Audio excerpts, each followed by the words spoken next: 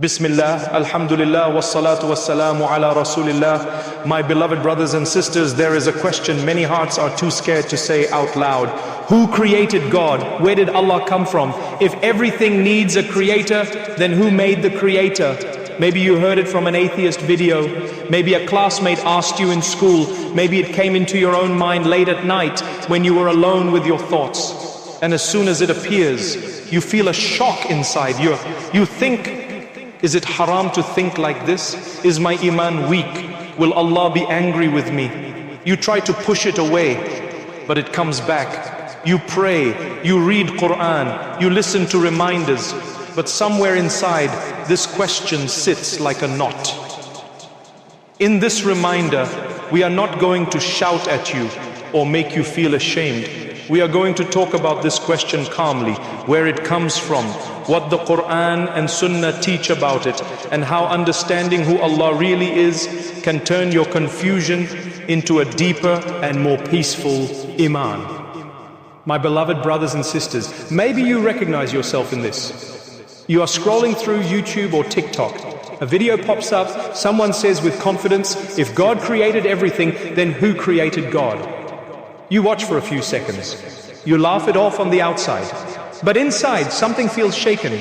Maybe you are in school or university. A classmate says, your religion says Allah created the universe. So who created Allah? If you say no one, then why can't the universe also be no one created it? You do not know how to answer.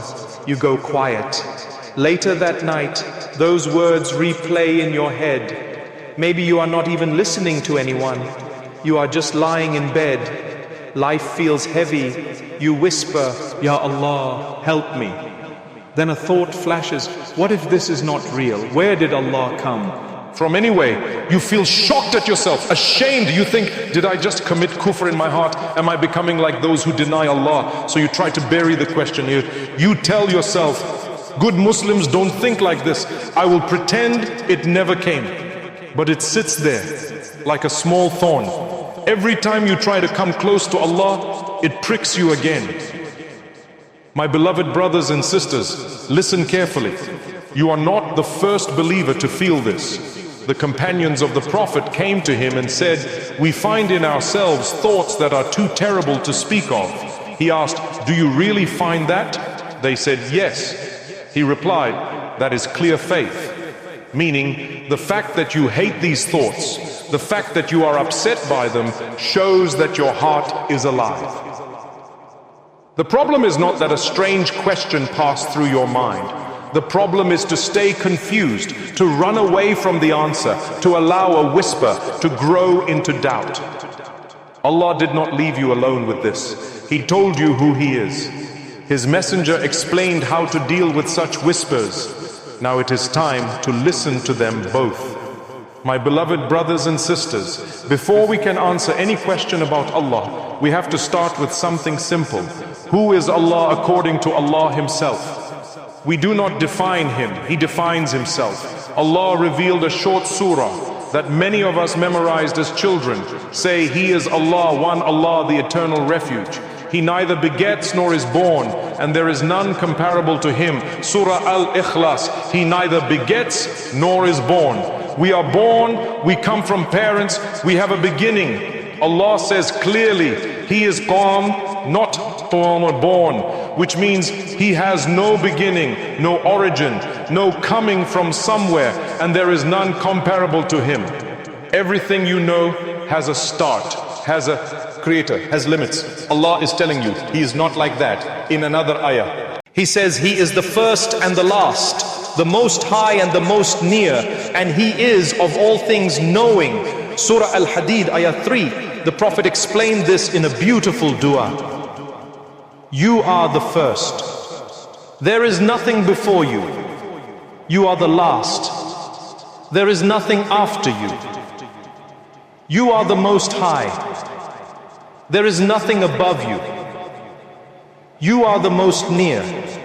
There is nothing closer than you. Muslim.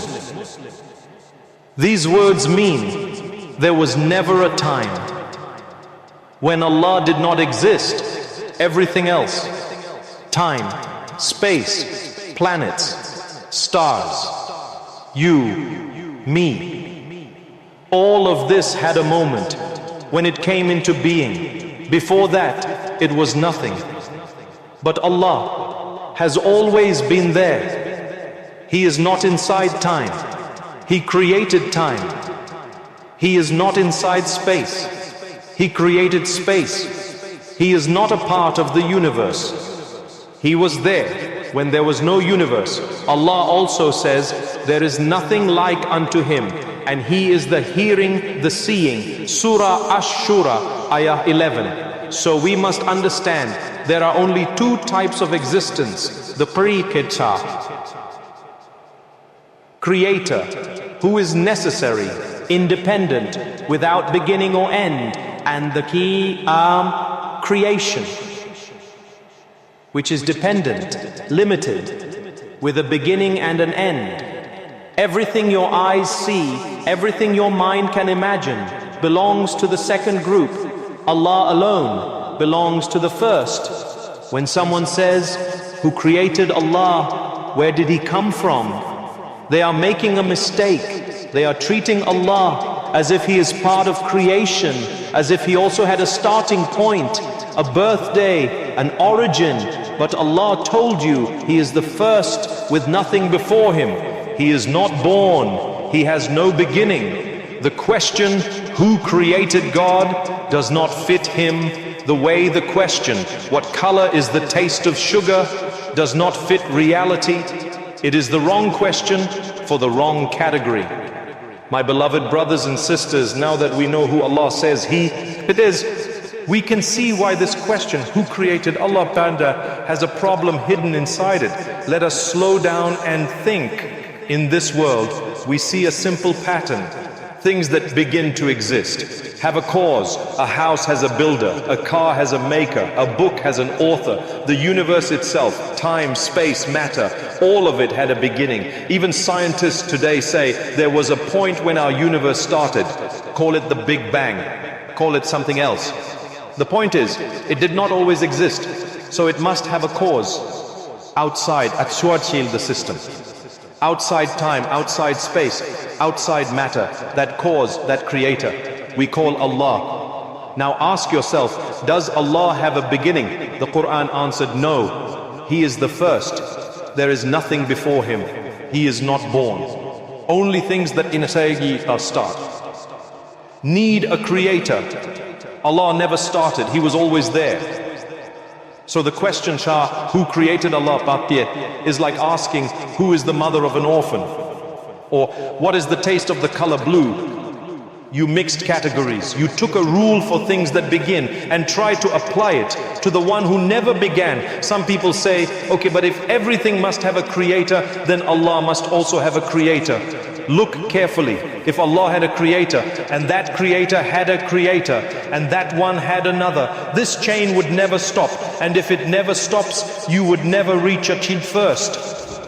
And if there is no first, nothing would ever exist today. But things that do exist, which means there must be a papa first. A being who is uncreated, independent, not needing anything before Him. That is what we mean when we say Allah. If you keep asking who created God, you are saying, I refuse to accept any first cause. But your own existence proves there is one. The Prophet also warned us about this whisper. He said, Shaitan comes to a person and says, who created this? Who created that? Until he says, who created your Lord? When that happens, the Prophet said, let him say, I believe in Allah, and stop. Reported in Bukhari and Muslim. Meaning, recognize this line of thought is not sincere searching. It is a loop, a trap, a dead end for the mind. When it reaches that point, you remind yourself, Allah is the first. There is nothing before Him. You say, Amantu billah. I believe in Allah. And you pull your heart out of that endless circle.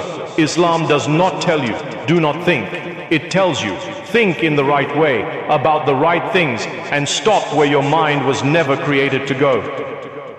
My beloved brothers and sisters, knowing that Allah has no beginning and no end, is not just an idea for your mind, it is medicine for your heart. When everything around you changes, jobs, prices, health, friends, countries, Allah does not change. He was there before your problems.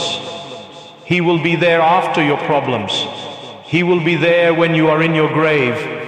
He will be there when all of this universe is folded up. If you lean on creation, you will always feel unstable. Today they love you. Tomorrow they forget you. Today the job is there. Tomorrow it is gone. But if you lean on the one who always was, who always is, who will always be, your heart finds a place to rest. It also means you are not a mistake. The one who has always existed chose for you to exist now. He knew your name before your parents knew you, before your grandparents knew you. Every tear, every test, every small happiness is under the plan of the one who never disappears. You did not come from nothing. You did not come from chaos. You came from a Lord who never began and never ends. So what do you do when the question, who created Allah, or any doubt flashes in your mind? The Prophet taught us. Shaitan will keep asking, who created this? Who created that? Until he says, who created your Lord? When that happens, say with your tongue and your heart, Amantu billah, I believe in Allah. Recite, Qul huwallahu ahad. Then move away from that thought. Do not sit and debate with shaitan in your head. Switch to dhikr, to Quran, to something beneficial. Doubts grow when you water them with attention. Also, do not feed your heart only with arguments.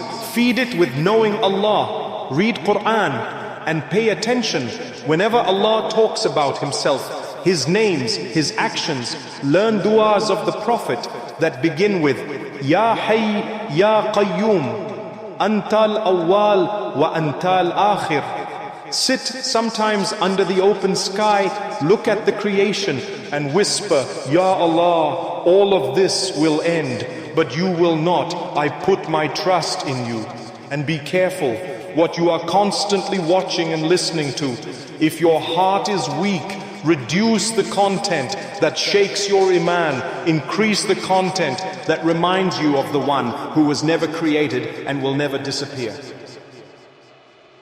My beloved brothers and sisters, I want you to think about something very serious. One day, your thinking will stop. Your scrolling will stop. Your questions will stop because your heart will stop. The angel of death will not ask you, have you understood every argument? Have you watched every debate? Have you solved every philosophical puzzle? He will come when your time is finished, whether your mind feels fully satisfied or not. On that day when you are placed in your grave, no one will care how clever your replies were, how many followers you had, how strong your online arguments sounded. You will be alone with one question that matters. Did you believe in Allah? And did you live like someone who will return to Him? On the day of judgment, Allah will not say, why did a passing thought flash in your mind? He will ask, what did you do with the clear truth I already showed you in the Quran, in the signs around you, in the fitrah inside you? The real danger is not that a strange question crossed your heart once. The real danger is that you let that whisper pull you away from salah, pull you away from Quran, pull you away from obedience, pull you into a life of heedlessness. Doubts are like tiny sparks. If you pour petrol on them, they can burn a whole forest. If you cover them with water, they die. You do not control how many years you have left, but you do control what you do today. With the knowledge you already have, do not wait to fix your iman until you understand everything. Turn back to Allah now with the heart and mind you have before the door of return closes. My beloved brothers and sisters, if this reminder eased even a little bit of the knot in your chest, do not walk away and forget it. Today or tonight, take one small step. open the Quran, read Surah Al-Ikhlas slowly, then read the ayah. He is the first and the last, the most high and the most near. Surah Al-Hadid, ayah 3. Look at those words and say with your tongue and your heart, Amantu Billah, I believe in Allah. To make this intention real, write in the comments, Amantu Billah, I believe in Allah. And tell me where you are watching from, your country, your city, so we can see from how many places in the world hearts are saying together, we believe in Allah. Share the sound. Is with someone who is quietly struggling with these thoughts. If you want more reminders that answer doubts with Quran and Sunnah, subscribe and walk this journey with us. My beloved brothers and sisters, let us turn our hearts to Allah. Ya Allah, we admit that our minds are small, our understanding is limited, our hearts are weak. Sometimes strange thoughts cross our minds, sometimes doubts whisper to us, sometimes we feel confused and afraid. Forgive us, Ya Rab. You are the first. There was nothing before you. You are the last. There will be nothing after you. You are the most high. Nothing is above you. You are the most near. Nothing is closer than you. Ya Allah, fill our hearts with certainty in you. Grant us beneficial knowledge and protect us from thoughts that pull us away from your remembrance. When shaitan whispers and asks, who created your Lord? Make our tongues and hearts say, Amantu Billah, I believe in Allah. Ya Allah, make the Quran our guide. Make your names our comfort. Make our last words in this world words of iman and trust in you. Do not take our souls until you are pleased with us. Ameen, ameen, ameen. May Allah fill your heart with peace and certainty and keep you firm upon His path. Wassalamu alaikum wa rahmatullahi wa barakatuh.